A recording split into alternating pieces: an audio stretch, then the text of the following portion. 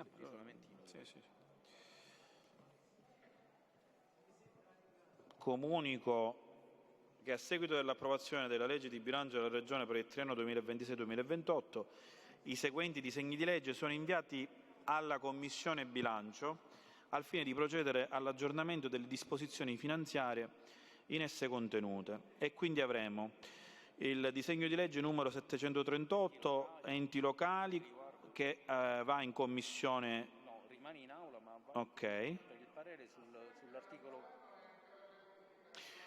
Allora, sì, il disegno di legge 738, stralcio 1, comma terà, con riguardo al comma 4 dell'articolo 1 ed al comma 3 dell'articolo 13, va in Commissione Bilancio. Poi rimane in aula sempre incardinato. Riconoscimento della legittimità dei debiti fuori bilancio ai sensi dell'articolo 73, comma 1 del decreto e successive modifiche ed integrazioni, mese di maggio, il numero 974, quindi questo torna in Commissione Bilancio. Il 993 va pure in Commissione Bilancio, il 1003 va in Commissione Bilancio, il 1007 stiamo parlando di disegni di legge, sono debiti fuori bilancio, il 1007 ritorna in Commissione Bilancio, il 953, il 932, il 931, 930 e 702. La Commissione Bilancio è autorizzata a riunirsi da domani, mercoledì 14 gennaio 2026, per l'espressione del parere di competenza da trasmettere all'Aula prioritariamente con riferimento al disegno di legge numero 738, stralcio 1, comma, che resta iscritto all'ordine del giorno dell'Aula. Comunico il congedo dell'onorevole Di Mauro e poi la Conferenza dei Presidenti dei gruppi parlamentari riunitisi oggi 13 gennaio 2026 sotto la presidenza del Presidente dell'Assemblea onorevole Galvagno e con la partecipazione dei Vicepresidenti dell'Assemblea onorevole Di Paolo Lantieri, del Presidente della Prima Commissione onorevole Abbate e della Seconda Commissione e del Presidente della Seconda Commissione, del Vicepresidente della Regione Assessore per l'Agricoltura San Martino, dell'Assessore all'Economia onorevole Assessore Dagnino, dell'Assessore alle Infrastrutture Aricò, ha stabilito il seguente programma calendario dei lavori parlamentari. Nella giornata di domani, 14 gennaio, si terrà la discussione generale del disegno di legge sugli enti locali. DDL numero 738, stralcio 1, comma ter, già iscritto all'ordine del giorno d'Aula. Il termine emendamenti è fissato per sabato 18 alle ore 12. L'Aula continuerà la discussione generale nella mattina di martedì 20 gennaio per iniziare la votazione lo stesso giorno alle ore 15, con termine delle votazioni entro giovedì 22 gennaio.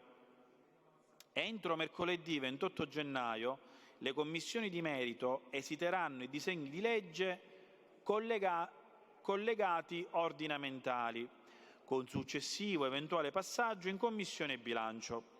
Con riferimento ai tali disegni di legge è stato stabilito sin da ora che non saranno considerati ammissibili in Aula emendamenti aggiuntivi privi del parere delle rispettive commissioni di merito. Entro venerdì 13 febbraio la Commissione Bilancio esiterà il disegno di legge collegato di spesa. Per quanto riguarda il disegno di legge sulla dirigenza, disegno di legge numero 779, 326, 70 e 88, quest'ultimo sarà incardinato nella seduta odierna, con fissazione del termine per gli emendamenti per venerdì 23 gennaio alle ore 18. La relativa discussione generale si terrà martedì 27 gennaio, con inizio della votazione mercoledì 28 gennaio. Il Governo presenterà un emendamento aggiuntivo che garantisca la continuità dell'esenzione del trasporto pubblico locale per gli appartenenti alle Forze Armate, che sarà trattato nel primo testo utile. In data 3 e 4 febbraio verrà svolta attività ispettiva, per la quale il Governo si è impegnato a trasmettere tempestivamente i nominativi degli assessori disponibili. L'Assemblea ne prende atto. A questo punto, colleghi, io riconvoco l'Aula a domani. Che succede? Ho visto l'onorevole Burtone e l'onorevole Lavardera. Su? Ex articolo. No, un attimo, anche l'onorevole Giambona. Stavo per chiudere l'Aula, anche l'onorevole Gisto. Presidente, comprendo che siamo sudati dalla mole di lavoro che abbiamo fatto, però non c'è da sorprendersi perché i deputati vogliono parlare, visto che giustamente siamo stati ben abbondantemente in ferie, che oggi ci siamo riuniti per dovevamo discutere il disegno di legge sugli enti locali che abbiamo ulteriormente rinviato. Domani c'è una discussione generale che lascia il tempo che trova proprio sulla questione degli enti locali, perché a quanto ho capito c'è un problema anche dirimente rispetto alla discussione generale, perché Presidente, noi discutiamo l'assessore degli enti locali senza un assessore nominato e a sua volta il Presidente Schifani dovrebbe avere gli interim, ma di fatto è fuori legge, perché entro 30 giorni avrebbe dovuto delegare un eventuale assessore, cosa che non ha fatto, e quindi domani perderemo ulteriormente tempo. Per farla molto breve, abbiamo preso queste lunghe vacanze che finiranno sostanzialmente forse il 23. E c'è un altro tema che non è un tema secondario e non può non essere discussione di quest'Aula. Noi stamattina abbiamo assistito a un fatto di cronaca che ovviamente incide per via lontana, ma non poi così lontana, anche quest'Aula, in merito all'assessore Amata che è stata in qualche modo in tribunale.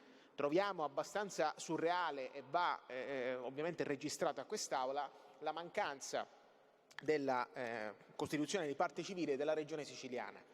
Io ritengo che sia un fatto grave politicamente che un Presidente di Regione decida, anche se a tempo, sì, fino a qualche giorno, questo lo sappiamo, di non prendere una decisione così netta, così importante. Cioè, il Presidente Schifani, ricordo, non rappresenta nell'esercizio delle sue funzioni una parte politica, ma rappresenta i siciliani. E decidere di non costituirsi parte civile in un procedimento delicato che vede protagonista un membro del suo governo, il fatto che sia anche anomalo, il fatto che sia ancora membro del suo governo, ma comunque decidere di non costituirsi parte civile, onestamente è un fatto che è una reprimenda che va detta anche in quest'Aula e che non può lasciare e passare in secondo ordine. Ritengo altresì, e vado verso la conclusione, che c'è un problema di metodo di questo Parlamento. Cioè, noi non stiamo esitando leggi, abbiamo un'attività ispettiva quasi bloccata, ferma. Avremmo potuto fare, esempio, oggi attività ispettiva, domani pomeriggio ci saremmo potuti riunire, perché la discussione generale non si farà domani, sarà qualche intervento, ma così, senza poi il cuore del problema, e potevamo discutere. Abbiamo le interrogazioni bloccate, abbiamo gli assessori, oggi nemmeno un assessore presente in aula, il vuoto cosmico. Cioè, se questo è l'andazzo, ritengo che c'è un andazzo assolutamente allegro rispetto ai problemi reali dei siciliani, che sono svariati, e avremmo dovuto poi arrivare in quest'Aula per discutere di questi temi. Allora, non possiamo far finta di nulla, non possiamo dire che va bene tutto, non possiamo non dire che è anomalo che ci siano soltanto 2 deputati della maggioranza. Dovevamo rientrare al lavoro il 13 di gennaio, non stiamo rispettando il termine dei lavori, perché non stiamo di fatto lavorando, perché oggi non abbiamo fatto attività d'Aula ma soltanto una riunione dei capigruppo. Questo per me è un modus operandi quantomeno da sottolineare, rispetto al fatto che ci sono vari problemi che potrebbero essere discussi, ma che continuiamo a non occuparcene per l'assenza totale di una maggioranza completamente allo sbando. Grazie. Ha chiesto di intervenire l'onorevole Burtone. Prego, onorevole. Poi l'onorevole Giambona e l'onorevole Marano. Poi non ho altri iscritti a parlare e possiamo poi riconvocare il collega Giristro. O è sì, o sì o no. Prego, onorevole Burtone. Presidente, il nostro Parlamento nei mesi scorsi ha affrontato in diverse sedute temi di indubbia importanza che sono andati oltre i confini della nostra isola, della nostra Italia. Ha messo al centro alcune tematiche di interesse internazionale che proprio nei giorni scorsi, durante il periodo, tra virgolette, festivo, hanno avuto alcune accelerazioni che io credo questo Parlamento debba riprendere con iniziative che non si possono limitare all'intervento che io stasera sto facendo. Dico questo perché noi pensavamo che durante il periodo natalizio la cosiddetta tregua che era stata definita per Gaza fosse una cosa più seria, più significativa. Abbiamo dovuto prendere atto con dolore che sono morti bambini per il freddo. Quelli che dovevano essere aiuti umanitari portati in un'area in grande difficoltà non sono stati per nulla efficaci. Così come la vicenda dell'Ucraina, che sembrava essere entrata prepotentemente nei tavoli della trattativa tra alcuni interlocutori importanti nella sfera mondiale, la situazione ucraina di fatto non ha fatto passi avanti, anzi ne ha fatto tanti indietro. Continuano ancora oggi i bombardamenti, e quando ci sono bombardamenti, Presidente, non c'è soltanto la distruzione materiale di città, ci sono sotto le macerie morti innocenti, di persone che certamente non hanno condiviso e non condividono la guerra. Accanto a questi temi poi c'è stata un'accelerazione anche su altre questioni di indubbio interesse che in questo Parlamento sono stati affrontati nei mesi scorsi da me personalmente. Una prima ha riguardato il Venezuela, un paese che sta attraversando un periodo molto difficile. Il Presidente è stato arrestato, c'è stata un'incursione anche militare da parte degli Stati Uniti in un paese, e si è da parte di alcune istituzioni richiamato il diritto internazionale, l'autodeterminazione dei popoli. Non c'è dubbio che quello che è accaduto è estremamente grave. Però, Presidente, mi si permetta, il tema del diritto internazionale deve essere centrale, sempre, sempre, anche in altre condizioni. Ma accanto a questo tema ci sono i temi relativi ai diritti sociali. E veda, Presidente, quando io parlo del Venezuela non parlo per sentito dire, parlo perché, l'ho detto in altre occasioni, ho familiari che sono lì presenti, un paese al quale siamo legati come famiglia, la famiglia soprattutto di mia moglie, e devo dire che in quel paese io non ho avuto raccontato che c'erano le file per poter comprare degli alimenti, li ho visti io personalmente, centinaia di metri di file di persone che volevano comprare, e a volte chi voleva comprare anche un minimo di alimento per le proprie famiglie trovava tutto venduto e soprattutto veniva indirizzato verso il mercato nero. Quindi una condizione difficilissima sul piano sociale. Io ho visto gli ospedali senza medicine, Presidente.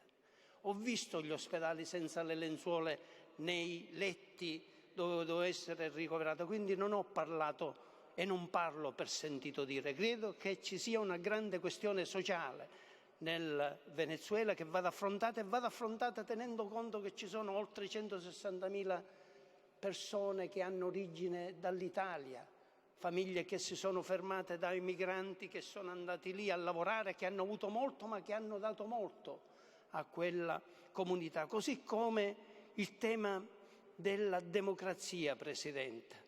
Veda, noi siamo contenti che sia stato liberato Trentino, ma Trentino è stato per tanto tempo in carcere senza aver notizie per le cose che lui avrebbe commesso. Ora è stato scarcerato, sappiamo che è stata fatta un'azione del governo, ma è stata fatta un'azione molto significativa da parte della Chiesa, che in tante questioni di natura internazionale fa sentire la propria voce. Così come, Presidente, io so che rispetto al voto che è stato espresso in quel Paese, quando si è visto che gli osservatori internazionali volevano la conferma da parte di un voto che lì viene esplicitato in maniera elettronica ma anche cartacea, di avere materiale cartaceo, questo materiale non è stato dato. Accanto a Venezuela c'è il tema dell'Iran, gravissimo. Migliaia di morti. Si dice che tanti potrebbero essere passati alle armi e quindi potrebbero essere uccisi, condannati a morte. Questo tema io credo che qui debba essere ripreso. E vado alla conclusione, Presidente. Veda, nei giorni scorsi all'ONU finalmente è stata presentata una risoluzione importante. È stato Malagò, che noi ricordiamo co-presidente nazionale dell'ONU, del CONI, che ha presentato un documento facendo riferimento al Comitato Olimpico Internazionale per i prossimi Giochi Olimpici che ci saranno in Italia. E in quel contesto ha avuto il voto di oltre 150 paesi favorevoli. In quel documento, che io presenterò a questa Assemblea la prossima settimana, si fa riferimento alla necessità che ci possa essere una tregua durante il periodo delle Olimpiadi. Riprende il pensiero che è un pensiero profondo, antico. Nel 776 a.C. ci fu questo orientamento che i paesi si dovevano fermare anche nelle guerre durante le Olimpiadi. Allora questo venne seguito, così come in tante altre stagioni, soprattutto nella Grecia, si adattò questo modo di procedere. È stato considerato sempre qualcosa di importante, di significativo. Durante le Olimpiadi bisogna fermare le guerre. Concludo, Presidente. Noi quindi presenteremo questa richiesta, la presenteremo perché riteniamo che una tregua vera si debba attuare in questi paesi che sono in grande difficoltà, per dimostrare che si è ancora umani e per rispondere a un titolo di un libro importante, significativo, bellissimo di Primo Levi, in cui si dice: se questo è un uomo, l'uomo contemporaneo non può avere questo appellativo. Grazie. Onorevole Burtone, ha chiesto di intervenire l'onorevole Giambona, a cui chiedo di restare nei 5 minuti. Poi ho l'intervento dell'onorevole Marano e abbiamo concluso. Grazie Presidente, onorevoli colleghi e pubblico che ci segue da casa. Presidente, io ritengo che la maggioranza e il governo Schifani abbiano cominciato il 2026 in maniera assolutamente irrispettosa e per approssimazione. Dico irrispettosa perché oggi ci troviamo qui dopo oltre 15 giorni di pausa natalizia e non vedere qui la presenza di alcun esponente del governo per certi versi pone una grande ombra rispetto a quello che è il rispetto appunto che il governo pone nei confronti di chi rappresenta i siciliani. L'ho detto a più riprese, rappresentare la Sicilia e i siciliani è un onore, e che oggi non ci sia presente, come in altri casi, non sia presente il Presidente della Regione e altri componenti del Governo è una cosa che ritengo oltremodo grave e irrispettosa. Secondo tema riguarda l'approssimazione. Lei poc'anzi, Presidente, ha annunciato ciò che ha determinato la conferenza di Capigruppo rispetto a quelli che saranno i lavori l'Aula delle prossime settimane. Ebbene, tra le norme che verranno trattate da questo Parlamento ce ne sono due in particolare. Quello che riguarda i nostri enti locali, i nostri comuni siciliani, e quella che riguarda la riforma della dirigenza. Allora io ritengo che sia oltremodo inconcepibile come questo Parlamento possa affrontare delle norme così importanti che riguardano la situazione dei nostri enti locali, che riguarda la tenuta dei nostri comuni, che riguarda anche l'organizzazione della nostra macchina amministrativa regionale, appunto la dirigenza, nell'assenza dell'assessore competente. Io ricordo a me stesso come già in data 9 di novembre mancano per il plenum di questa giunta regionale gli assessori al lavoro e alla famiglia e l'assessore agli enti locali. Ebbene, la normativa del 28 ottobre del 2020, la numero 26 dell'articolo 6, comma 1, stabilisce che entro 30 giorni, Presidente dell'Assemblea, bisogna ricostituire tutta la Giunta. E allora il Presidente della Regione continua ad essere inadempiente rispetto a stesse norme di questa Regione e credo che questo sia qualcosa di inaudito. Il Presidente della Regione deve ricostituire subito il plenum della Giunta regionale, anche perché non stiamo parlando di materie di secondo piano, stiamo parlando di temi importanti, stiamo parlando di deleghe pesanti, stiamo parlando di lavoro, stiamo parlando di welfare, di famiglia, stiamo parlando dell'organizzazione della macchina amministrativa regionale e di nostri enti locali che sono in parecchia difficoltà. Quindi noi vogliamo portare avanti la discussione di questi disegni di legge che sono così rilevanti senza la presenza degli assessori nominati. Il governo Schifani e la maggioranza Schifani da questo punto di vista se ne assumono una enorme responsabilità.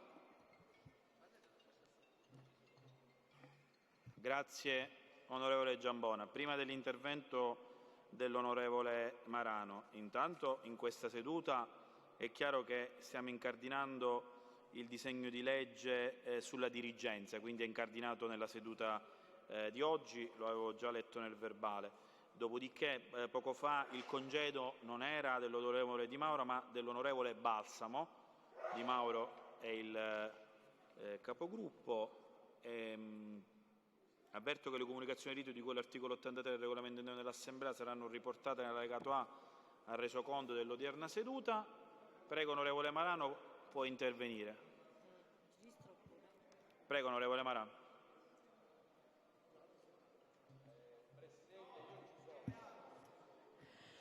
Presidente, grazie. Io vorrei dire la seguente cosa.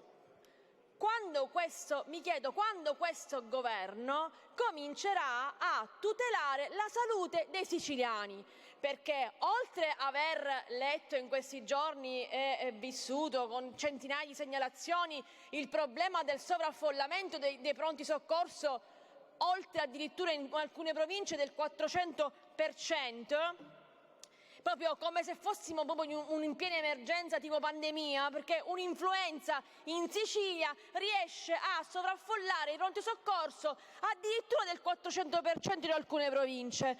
C'è un tema che in provincia di Catania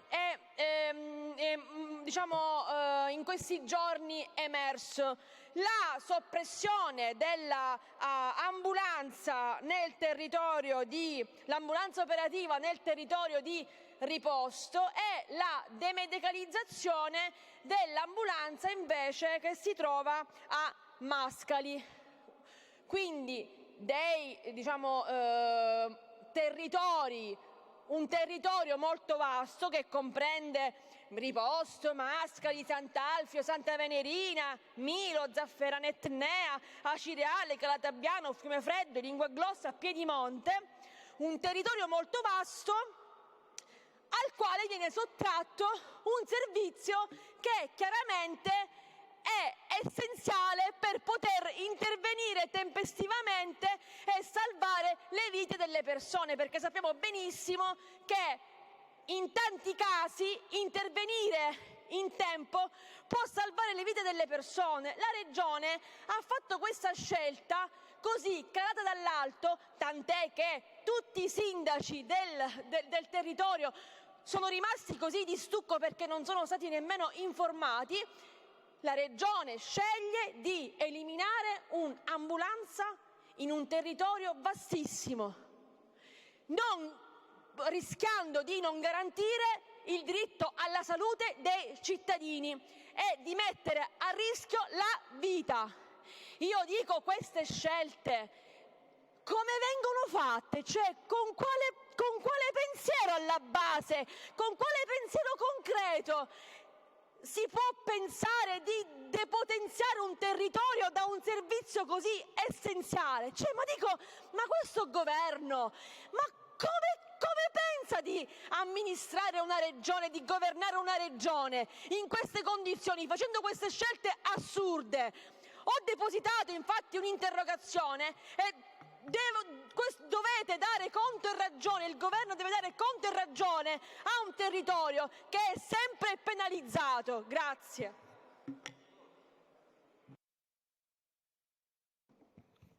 Ha chiesto di intervenire l'onorevole Giristro.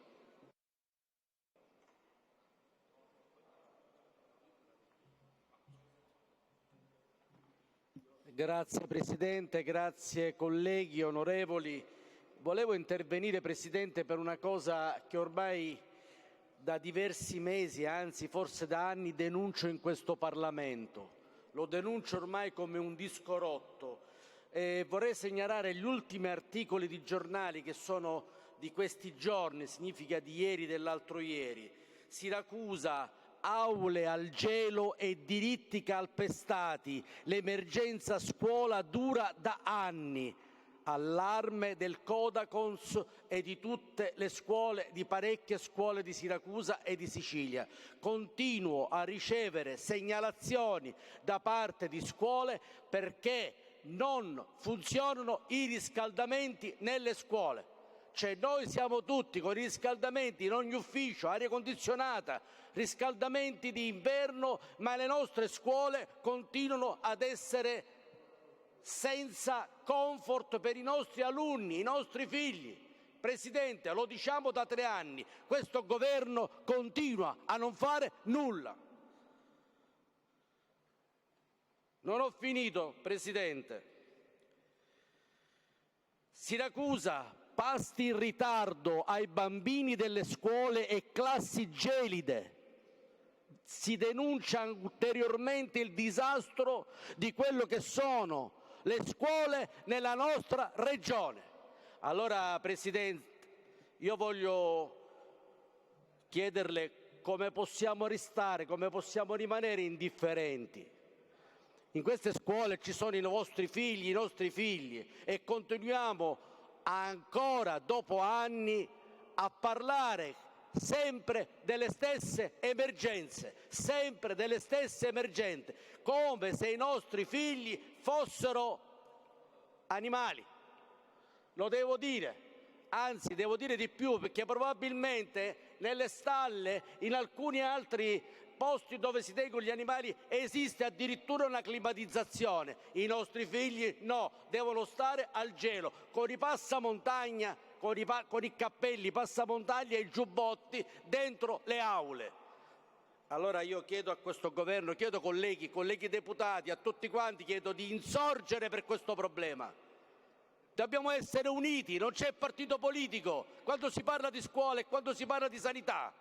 Basta con questa situazione, segnalate tutti insieme, cerchiamo di protestare in un governo che finora non ha fatto e continua a non fare nulla per le nostre scuole, oltre che per la sanità. Ne abbiamo parlato con la collega onorevole, l'ha detto prima, ambulanze che non si sa dove sono, dove mancano le ambulanze che arrivano dove non devono arrivare. Oggi non sappiamo, come se ci fosse un'epilessia del sistema delle ambulanze.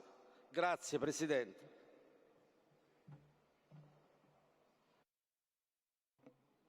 Grazie onorevole Giristro. Non ci sono c'è un altro intervento. Prego onorevole Adorno. Sì, grazie Presidente. Abbiamo ripreso l'Aula con gli stessi vizi in cui l'abbiamo lasciata nel precedente anno, ovverosia stamattina mi sono recata in Commissione Affari Istituzionali e non c'è stato il numero legale. Oggi siamo qui in Aula, è completamente assente qualsiasi assessore, in questo momento qualsiasi il Presidente della Regione, non c'è nessuno. Mentre i soliti problemi certificati dalla Corte dei Conti, per esempio rispetto alle liste di attesa, che certamente non sono state superate dalle misure attuate da questo governo, dove parrebbe che il rapporto tra liste d'attesa il rapporto tra visite intramoenia e visite pubbliche non rispetti quel 1 a 1 e quindi abbia contribuito a rallentare le visite, le liste di attesa, Allora, rispetto a tutto questo, la maggioranza, lo apprendiamo semplicemente dai giornali, è impegnata in una sorta di gioco a scacchi nel quale si attendono gli avvenimenti che accadranno nei prossimi giorni. C'è chi attende la venuta di Tajani, c'è chi attende l'esito di un problema giudiziario. Ci sono tutte caselle da incastrare ad effetto domino, che poco però hanno a che vedere con quelle che sono le reali esigenze dei siciliani. E allora si stava aspettando quello che poteva succedere a casa di Fratelli d'Italia, con l'eventuale rinvio a giudizio dell'assessore al turismo, che peraltro ora è stato postdatato di un paio di mesi. Si stava aspettando, perché era tutto in corso un effetto domino, perché ci sarebbe stato un assessore di questa giunta che avrebbe probabilmente preso il posto di una senatrice che avrebbe occupato invece il posto di quell'eventuale casella. Ecco, di questo si occupano i nostri politici che governano la regione siciliana. Presidente, noi non ci stiamo più a questo gioco al massacro che sta devastando la nostra terra.